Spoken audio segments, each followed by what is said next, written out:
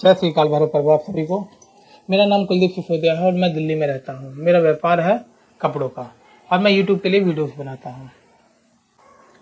बाकी आते हैं मेन मुद्दे पे। मैं गुरुजी से कितने समय से जुड़ा हुआ हूँ। मैं गुरुजी से लगभग 6 साल से जुड़ा हुआ हूँ। उस समय को देखते हुए और मैं आज का समय देखता हूँ तो बहुत अलग है। और मेरी दीक्षा जो हुई वो गुरुजी के द्वारा उज्जैन में एक शिविर लगा था, वहाँ पे मेरी दीक्षा संपन्न हुई। उस दिन का मैं अपने जीवन को सबसे अच्छा दिन मानता हूँ, जिस दिन से मेरा जीवन परिवर्तित हुआ। कहाँ मैं एक 15-16 हज़ार रुपये की नौकरी करता था और आज मैं लगभग 30-35 हज़ार रुपये आराम से अपने जीवन यापन के लिए खुश हूँ। ये नहीं कह सकता हाँ भाई मैं दुखी हूँ किसी चीज़ को लेके। मैं अच्छा कमा रहा हूँ, कोई दिक्कत नहीं है।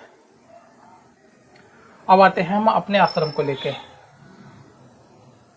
हमारे आश्रम और हमारे गुरुजी में कोई दोष नहीं है, जैसा कि लोगों द्वारा बताया जा रहा है। हमारे आश्रम पे ऐसे काम होते हैं, क्या कहते हैं, ऑर्गन्स बॉडी पार्ट बेचे जाते हैं, देह व्यापार किया जाता है, लड़कियां लाई जाती हैं या किडनैप की। सोचो गुफा बना रखी है, गुफा मतलब तहखाने बना रखे हैं हमने, लड़कियों को उसके अंदर रख रखा है। ये सुन के तो मेरा दिमाग घूम गया भाई, ये हो क्या रहा है। मतलब लोग कैसी बातें कर रहे हैं।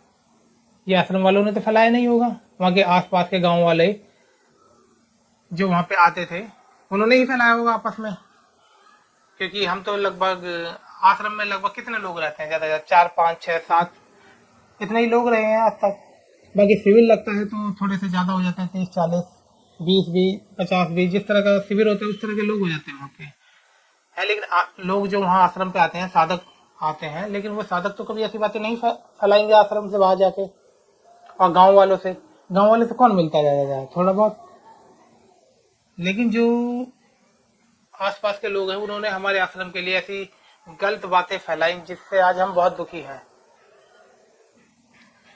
क्योंकि उस आश्रम को बनाने के लिए एक एक ईंट कैसे जोड़ी है साधकों ने अपने खून पसीने की कमाई से।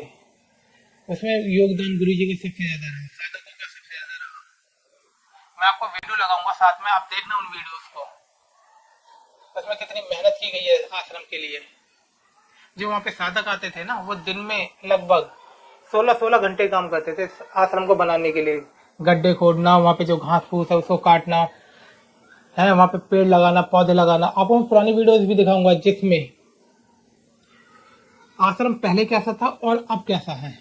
वहाँ पे कोई पेड़ नहीं था, अगर पेड़ थे तो सफेदे के पेड़ थे, उनको हमने काटा। एक आश्रम आज जिसमें अमरूद के, आम के हैं, केले के वृक्ष लगे हुए हैं, जामुन के वृक्ष लगे हुए हैं, उस तरह के वृक्ष लगे हुए हैं।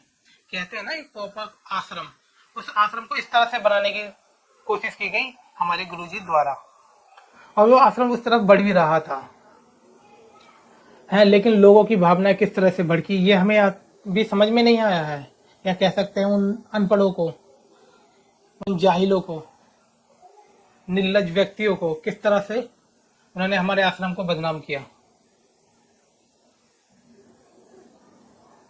वो हम जानते हैं। वहां पे जब वो, अगर वहां पे क्या कहते हैं नल खुद रहा है तो गांव वालों के द्वारा खुदवाया गया है वो।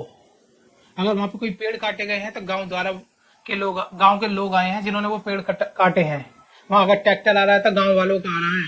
वहां पे हमने मेहनत करी है, लेकिन हम पे इतनी मेहनत नहीं होती जितने वहां गांव वाले कर लेते थे।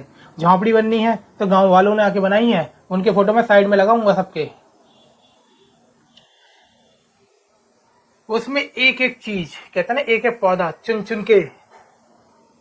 सिंधौली से आगे एक सरकारी नर्सरी है जहाँ से हम पेड़ पौधे लेके आए थे, मुझे आज भी वो याद है। एक हमारे शिवाजी गुरु भाई थे, उन्होंने, उनकी गाड़ी में हम वो पेड़ पौधे लेके आए थे। वो किस तरह से हम गाड़ी में रख के लाए आश्रम तक, क्योंकि वो लगभग 10-12 फुट का पेड़, मतलब बड़े पेड़ थे जामुन के, जो हमने वहाँ पे गाड़ी में लगाए। 10-12 फुट की गाड़ी नहीं होती है, छोटी सी गाड़ी वो। उसमें हमने पेड़ कैसे लेके आए वो हमें पता है। उसमें बहुत सारे पेड़ वो हमें आश्रम में लगाए। मतलब 5 साल उस आश्रम में हमने ऐसे दिए हैं जैसे खून पसीना दिया हो। हर चीज उसमें ऐसी नहीं है कोई ऐसे ही बना दिया गया हो, उसमें बहुत प्लानिंग की गई। पहले हमने झोंपड़ियों का सोचा, हमारे गुरुजी ने उन झोपड़ियों का बनाया, लेकिन वहां पे दीमक की प्रॉब्लम है। दीमक उसमें लग जाती थी हर बार। जैसे हमने लकड़ी का, घास फूस का, वहां के जो गांव के आस पड़ोस थे उन्होंने ही बना के दिया हमें, और उसको कुछ समय बाद वो दीमक खा जाती थी, तो हम उससे बहुत परेशान हो गए थे। झोंपड़ियों में ऊपर देखा दीमक टपक रही है, हम लेटे हैं, बारिश आ रही है तो पानी अंदर आ रहा है। फिर गुरुजी ने कहा इसको हम चलो पक्का बनवाते हैं हम धीरे धीरे। तो हमने पक्के की व्यवस्था करी, वहां पे लेटरिन। अब आते हैं लेटरिन के बाद, जो लोग कह रहे हैं ना वहाँ गड्ढे खोदे गए, गड्ढे केवल वहाँ पेड़ पौधों के लिए खोदे गए। एक इंग्लिश लेटरिन आती है बॉक्स द्वारा बनी हुई, पर वो क्या है, फाइबर की लेटरिन होती है वो। उनमें मतलब ये होता है 3-4 फुट का गड्ढा खोद दो, उन्हें दबा दो, तो आप वहाँ पे लेटरिन आराम से कर सकते हैं। क्योंकि जंगल में जाओगे सांप कीड़ेगा, बारिश हो रही है, किसी भी समय सांप आपको काट सकते हैं, जंगल है सारा। भेड़ वहाँ पे क्या में और भी जंगली जानवर आते हैं, इनके हिसाब से जैसे जंगली सुअर होते हैं वहाँ पे। अब रात में कौन जाएगा जंगल में, तो व्यवस्था वहाँ पे की गई। उसके बाद देखो लोगों ने क्या कहा, गड्ढे खोद रखे हैं भाई लोगों को दफनाने के लिए। यार पागल इंसानों, तुम्हें इतनी समझ में नहीं आई। अगर आप 4-5 आदमी आ जाते, अपने प्रधान को ले आते, जिनको शक था वो आ जाते और आके बात करते, भाई हमें ऐसा शक है आश्रम में ऐसी गतिविधियां हो रही है। क्या हम आश्रम में भंडारा होता था, क्या हम भंडारे पे नहीं बुलाते थे आप लोगों को? भंडारे पे बुलाते थे ना। हम भंडारे की फोटो लगा रहे हैं आपके लिए। कन्या पूजन होता था, क्या आपके बच्चे नहीं आते थे वहां पे? हमारा गुरु पूजन होता था, तो गुरु पूजन पे हम पूरे गांव वालों को बुलाते थे। आप आश्रम में आते थे ना, वहां पे ना कोई गुफा, ना कोई तहखाना, ना कोई लड़की, ना कोई लाश, ऐसा उस आश्रम के अंदर है ही नहीं। लगभग उस आश्रम को बने हुए 4 साल से ऊपर हो लिए। 4 साल में गांव वालों ने क्या सोचा पता नहीं, इसके बारे में हम क्या सोच रहे हैं। अब सोचो आप, अगर आप अपना एक घर बनाते हैं, कमरा बनाते हैं, जिसके अंदर आप किसी बाहरी व्यक्ति को बुला लेंगे? नहीं बुलाएंगे ना।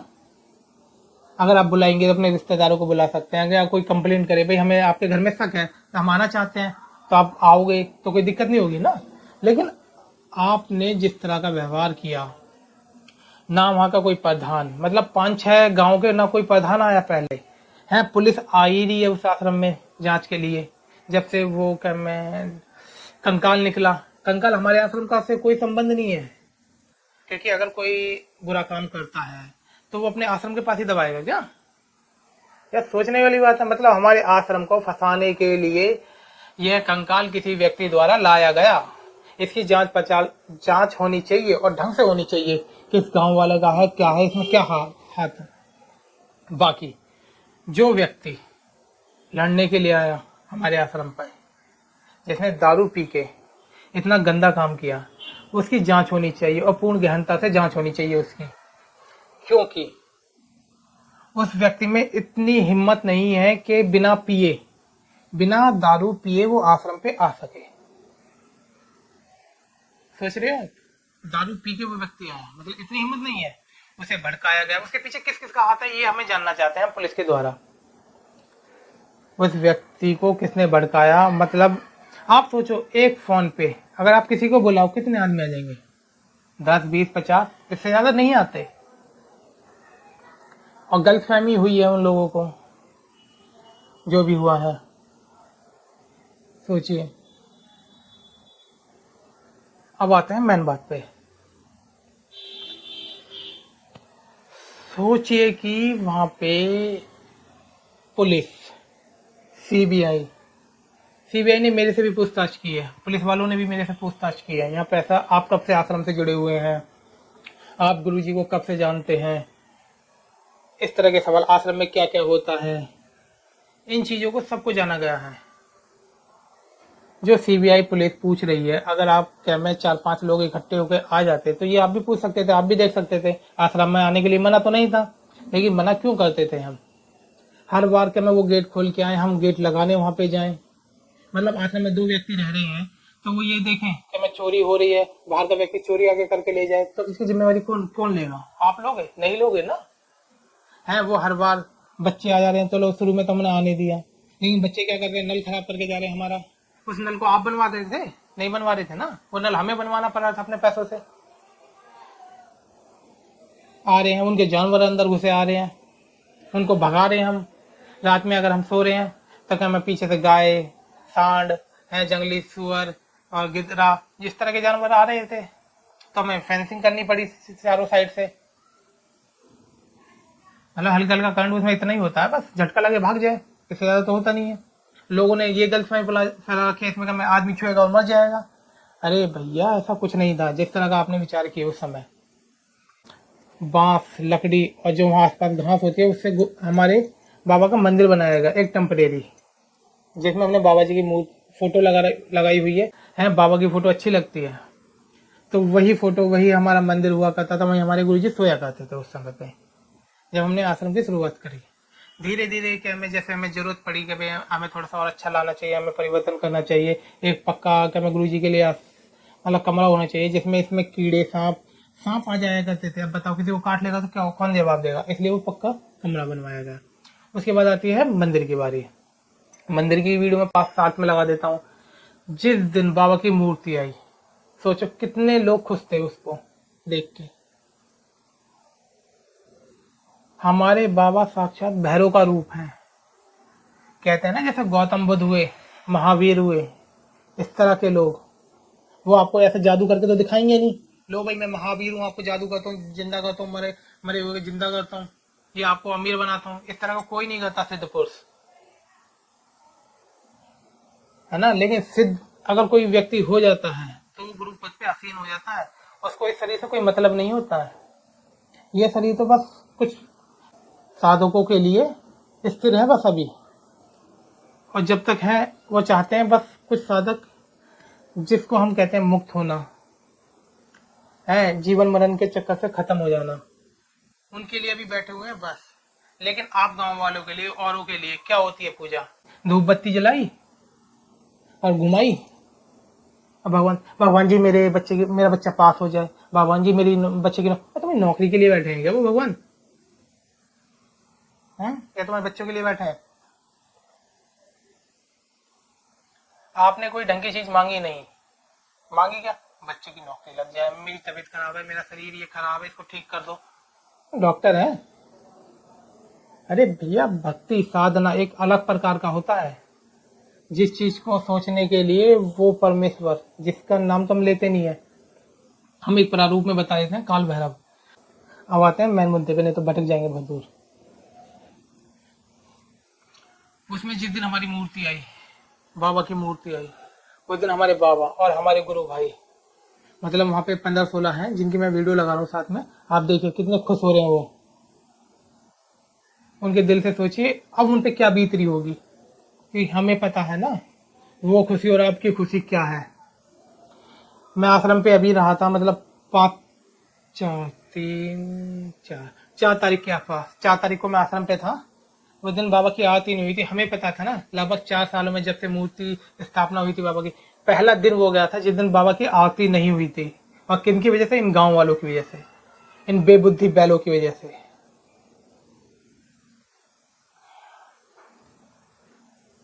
सही में दारू पी पी के सारा इंसान जानवर हो जाता है, ये सच बात है। इनके बारे में हम मतलब लोग हम जाते थे, हम भिक्षा मांगने जाते थे गांव वालों से, लेकिन हमें ऐसी उम्मीद नहीं थी। कहते हैं ना एक हाथ से भिक्षा देना, पीछे से छुरा घोंपना, रावण का दूसरा रूप निकले ये सारे लोग। भिक्षा मांगने देने के रूप में इन्होंने हमें क्या दिया? हमारे आश्रम से जोड़ दिया इन्होंने। उस आश्रम की वीडियो देखो आप, पहले क्या था और अब क्या था, आपको समझ में तो आई नहीं कुछ भी। क्योंकि आपको क्या लगता था, एक कैलेंडर टांगा भगवान जी का, धूप बत्ती घुमाई और काम शुरू, बस खत्म। शाम को तो पौवा मारे और सो गए। ये जिंदगी नहीं होती है, ये जानवरों की जिंदगी है और कुछ नहीं है। अरे उस पिता परमेश्वर ने किस लिए आपको जन्म दिया, आपने कभी सोचा है? इतना बुद्धि हो तो सोचेंगे ना, इतनी है ही नहीं बुद्धि। छोड़ो इसको, नई बात, नहीं तो बहुत दूर और निकल जाएंगे। अब आते हैं लास्ट वाली वीडियोस पे। आपने देखा होगा किस तरह से हमारे आश्रम पे हमला हुआ। आज तक रिकॉर्ड है, आज तक का। अगर वहां पे स्त्रियां आई हैं, महिलाएं आई हैं, तो वो साधना के लिए आई हैं। अगर वहां पुरुष आया है तो साधना करने के लिए आया है। ये नहीं है कि वहाँ कुछ गलत काम हो रहे हैं आपकी सोच के द्वारा, क्योंकि अगर आपके दिमाग में गोबर भरा है ना, या टट्टी भरी है, तो वो वही भरी रहेगी, उसे बदल नहीं सकता कोई इंसान। अगर भगवान भी आके आपसे बोलेगा ना, बेटा मैं भगवान, तो सवाल तुम भगवान से भी आज पूछ लोगे, तुम्हारी औकात ये है आज, कितने परसेंट थे, कितने परसेंट रह गए आज। आपको समझाने वाला पागल हो लेगा, लेकिन आप लोगों की समझ में नहीं आएगा। आपको कुछ लोगों ने भड़काया और आप भगड़ नहीं, डंडा लाठी उठा के भागी आए। अरे 4-5 समझदार लोग आते, कहते भाई हमें हमें ये दिक्कत हो रही है, हमें ऐसा ऐसा शक है आश्रम में, तो आते हम आश्रम में दिखवाते, हमारे गुरुदेव वहीं थे, मतलब और भी साधक थे, आप आराम से आते। जो वहाँ के क्या 4-5 आपके गांव है, वहाँ पे प्रधान है, कुछ मानने आगा प्रधान प्रधान नहीं आता तो पुलिस को लेके आते साथ में, जब दिखवाते आश्रम को, हाँ भाई कुछ चीज है यहाँ पे, हमें ऐसा शक हो रहा है, स्त्रियों की आवाज आ रही है, बच्चों की लड़कियों की आवाज आ रही है, लेकिन नहीं, गवारों की तरह लठ उठाए और आ गए जानवरों की तरह वहां पे। आप देखिएगा इन वीडियोस को, ये साथ में भी सारी वीडियोस में लगाऊंगा जो मेरे पास उपलब्ध है। बाकी मैं अपनी पुरानी वीडियोस लगाऊंगा, जहां मेरी दीक्षा हुई है मैं उसकी भी वीडियोस लगा रहा हूँ, छोटा सा पार्ट।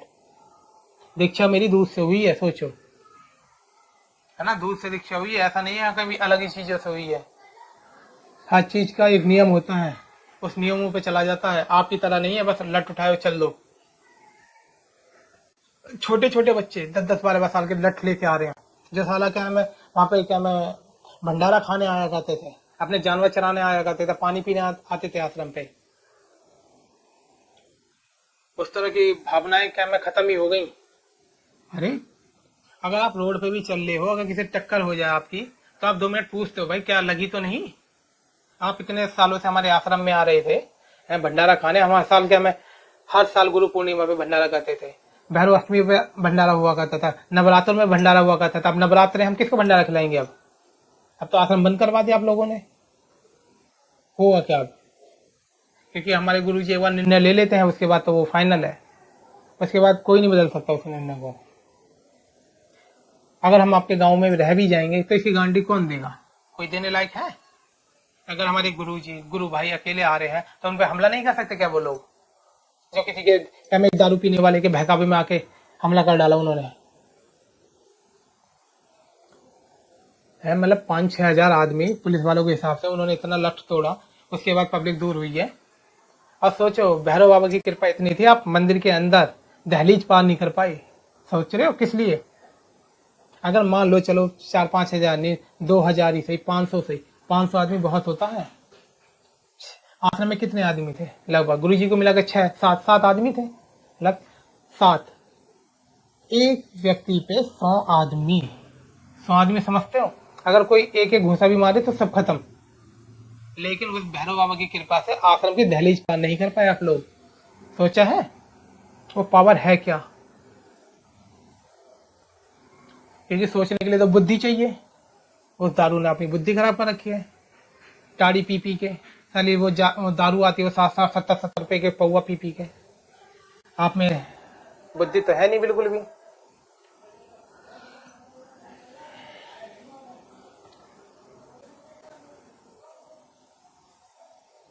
बाकी हमारे आश्रम में ऐसा कुछ भी नहीं था जो इलीगल हो। ये वीडियो बहुत ज़्यादा लंबी हो गई होगी, लेकिन मैं आपको छोटे छोटे पार्ट सारी वीडियोस के लगा के दिखा दूंगा, किस तरह से मंदिर की स्थापना हुई, शुरुआत कैसे हुई, हमारा पुराना मंदिर कैसे था, नहीं जो नया बना उसमें मूर्ति कैसे स्थापित हुई, उसके बाद जो हमने पेड़ लगाए, उस तरह की वीडियोस हमारे पास है, हमारे पास है। उन तरह की मैं सारी वीडियोस लगा लूंगा, वो आप देख लीजिएगा। आप सोचते हैं क्या होगा?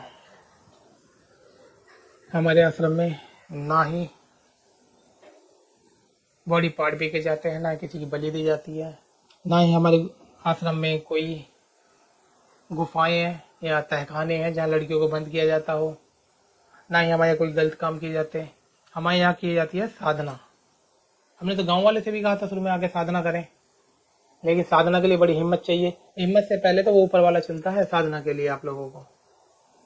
वो करोड़ों में एक आध बंदा चुनता है, सोचा है, उसकी भैरव की साधना के लिए। लेकिन वो यहाँ आसपास किसी में नहीं थी। पुलिस ने भी अब तो वेरीफाई कर डाला है, सीबीआई ने वेरीफाई कर डाला है, उसमें ऐसा कुछ भी नहीं है हमारे आश्रम में। लोगों को गड्ढे देखने के बाद ऐसा लग रहा था मतलब यहाँ कुछ दबाया हुआ है। 20-20 जेसीबी लगी हुई है, अफवाह देखो कितनी फैली हुई है हमारे आश्रम के खिलाफ। गांव वाले तो फैलाते होंगे कि हम तो जाएंगे नहीं वहाँ पे 4-5 जने। दिमाग से पैदल इंसान थोड़ा पढ़ा लिखा होते तो अच्छे होते। ऐसा कुछ था नहीं वहाँ पे जिस तरह की अफवाहें वहाँ फैलाई गई। और बाकी हमारे गुरुजी सबको जवाब दे ही चुके हैं, हर चीज़ दिखा दिखा के। वहाँ पे पुलिस भी सब जवाब दे चुकी है। हर किसी को जवाब देने की जरूरत तो है नहीं, लेकिन एक वीडियो मैं अपनी तरफ से समझता था बनाई जाए गुरुजी के लिए। किसी भी आश्रम पे जब तक पूर्णतः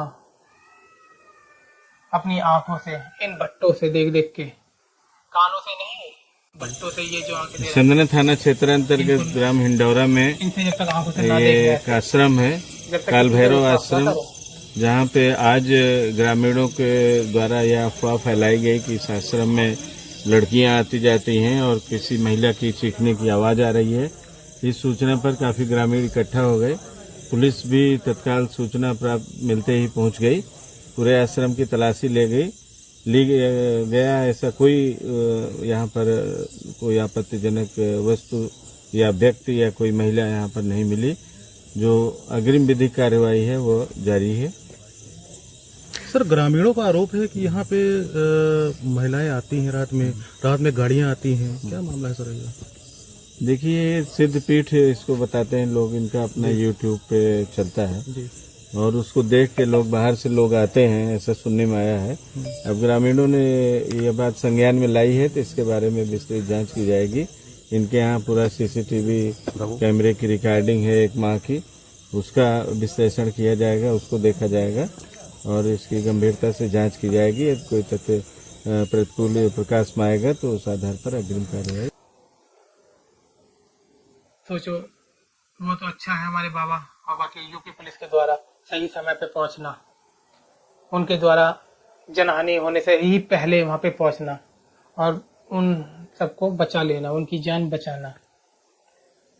नहीं तो 1000-2000 आदमी से कौन बच रहा? कोई नहीं बच रहा भैया, समझ रहे हैं ना। लेकिन यूपी पुलिस का उसमें बहुत बहुत धन्यवाद, क्योंकि उन्होंने पूर्णतः छानबीन की, उसमें एक एक चीज देखी, एक एक कमरा देखा, बक्सा देखा, संदूक देखा, इधर देखा, पीछे देखा, आगे देखा, बाबा के मंदिर में देखा, हमारे गुरुजी के कमरे में देखा, जो हमने साधकों के लिए कमरे बनाए हुए हैं उसमें देखा। उनको ऐसा कुछ भी नहीं मिला जो वहां पे इलीगल हो। अब आप सारे गांव वाले आके माफी मांगेंगे क्या? नहीं मांगेंगे ना, क्योंकि घमंड आपका ऐसा है। लोगों की मैंने वीडियोस देखे वहां पे बैठे हैं, हमें तो छन्नू ने बताया है, छन्नू एक नंबर को है, वही ने बाबा के बसाए हैं। भैया लड़की पकड़ी गई है, आश्रम से भागी है वो, आश्रम से। आश्रम में तो हजारों लड़कियां बंद पड़ी हैं, अब हम लोगों ने छुटा के लाना है,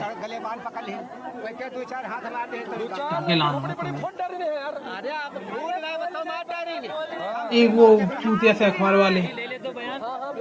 अच्छा, आश्रम से भागी है। अच्छा, आश्रम में और क्या काम होते हैं? अच्छा, देह व्यापार भी होता है। ओहो, ये तो आश्रम बहुत गलत है भाई। आश्रम में आके पूछ तो लेता एक बार। अच्छा, ऑर्गन भी के जाते हैं, रात में गाड़ियां आती हैं। अरे भाई, हम दिल्ली से जाते हैं, कोई जयपुर से आते हैं, कोई मुंबई से आता है, कोई पंजाब से आता है। अगर कोई अपने वाहन द्वारा आ रहा, 8 से 10 घंटे, 12 घंटे, 15 घंटे लगते हैं लखनऊ पहुंचने के। अगर हम दिल्ली से भी जाते हैं ना, लगभग 8 से 10 घंटे लगते हैं। अगर हम 12 बजे भी चलेंगे तो किस समय पहुंचेंगे? 8-9 बजे, 10 बजे।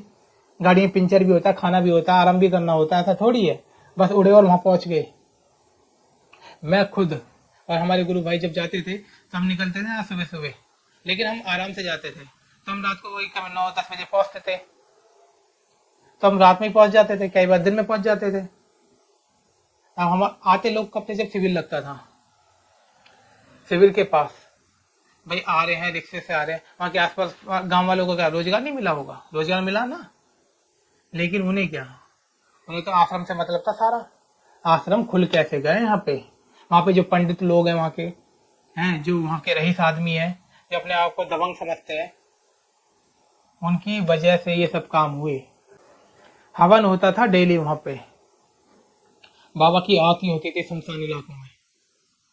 अब बाबा भैरव सुनसान इलाके में रहते हैं, ऐसे किसी आसपास देख लेना, कहीं ऐसा नहीं होगा कि हमें भाई ऐसे ही के में माहौल में एक बाबा रह रहे हैं, बाबा है भैया शमशानवासी, सीधी सी बात, उनको खालीपन चाहिए।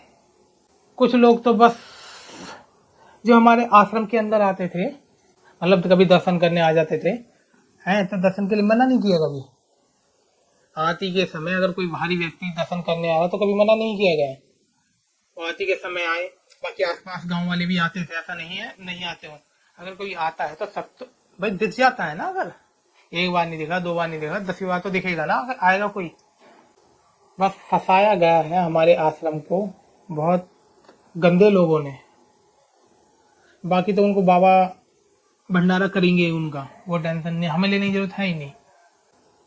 मैं अपने आश्रम की पुरानी वीडियोस देख रहा था अभी, तो मुझे इतना रोना आ रहा था, जिसमें हमने 4 साल मेहनत दी है आश्रम पे। मैंने तो चलो बहुत कम दी है, जो मेरे गुरु भाइयों ने वहाँ पे अपना खून पसीना एक एक ईंट जोड़ी है। ये नहीं है मिस्त्री बुलाए गए तो हमारे गुरु भाइयों ने वहाँ पे मसाला बनाया, ईंटें दी, रोड़े बिछाए, है ना। उसमें तो कई ऐसे ऐसे साधक हैं जो कि मैं 2-2 महीने रह के वहाँ पे सेवाएं दी। आश्रम ऐसे नहीं बन जाता है। लेकिन 4 साल की मेहनत, 5 साल की मेहनत, आपने एक दारूबाज की वजह से केवल 5 मिनट आने के बाद सारी खत्म कर दी। चलो अब जो होगा देखा जाएगा। आश्रम तो हमारा गुरुजी ने जो बोल दिया वो तो हो गई। हम मिलते हैं भैया लखनऊ, तो पता नहीं है, बाकी जैसा होगा देखा जाएगा। जैसे काल भैरव पर्व, गुरुजी के चरणों में मेरा प्रणाम। इस वीडियो को मैं यहीं समाप्त करता हूँ। जैसे ही काल भैरव पर्व आप सभी को।